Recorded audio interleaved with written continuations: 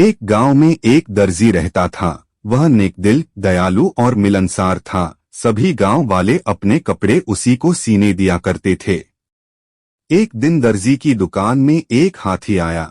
वह भूखा था। दर्जी ने उसे केला खिलाया। उस दिन के बाद से हाथी रोज दर्जी की दुकान में आने लगा। दयालु दर्जी उसे रोज केला खिलाता, बदले में हाथी कई बार उसे अपनी पीठ पर बिठाकर सैर पर ले जाता। दोनों की घनिष्ठता देखकर गांव वाले भी हैरान थे। एक दिन दर्जी को किसी काम से बाहर जाना पड़ा। उसने अपने बेटे को दुकान पर बिठा दिया। जाते जाते वह उसे केला देते हुए कह गया कि हाथी आए तो उसे खिला देना।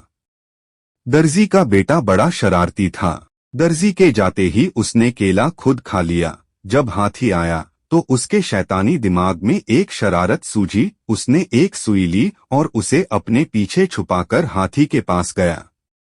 हाथी ने समझा कि वह केला देने के लिए आया है, इसलिए अपनी सूंड आगे बढ़ा दी। उसके सूंड बढ़ाते ही दर्जी के बेटे ने उसे सुई चुभो दी। हाथी दर्द से बिलबिला उठा। ये देखकर दर्जी के लड़के को बड़ा मजा आया और वह ताली बजाकर खुश होने लगा।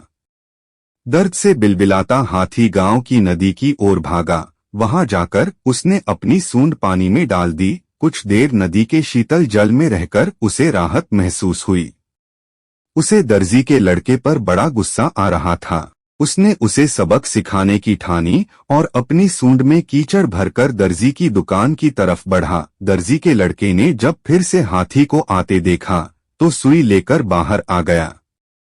वह हाथी के पास आते ही उसे सुई चुभाने के लिए आगे बढ़ा, मगर हाथी ने सूंड में भरा सारा कीचड़ उस पर उड़ेल दिया। लड़का दुकान के दरवाजे के सामने खड़ा था। वह ऊपर से नीचे तक कीचड़ से लथपथ हो गया। दुकान के अंदर भी छिटक गया और लोगों द्वारा दिए गए कपड़े भी गंदे हो गए। उसी समय दर्जी भी अपना काम निपटाकर दुकान वापस आया। वहां की ये हालत देखकर उसे कुछ समझ नहीं आया। उसने अपने बेटे से पूछा तो बेटे ने सारी बात बता दी।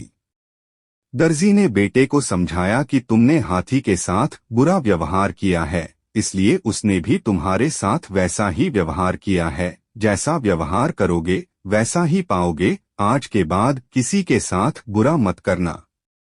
फिर दर्जी ने हाथी के पास जाकर उसकी पीठ सहलाई और उसे केला खिलाया। हाथी खुश हो गया। दर्जी के बेटे ने भी उसे केले खिलाए, जिससे हाथी और उसकी दोस्ती हो गई। उस दिन के बाद से हाथी दर्जी के बेटे को भी अपनी पीठ पर बिठाकर घुमाने लगा।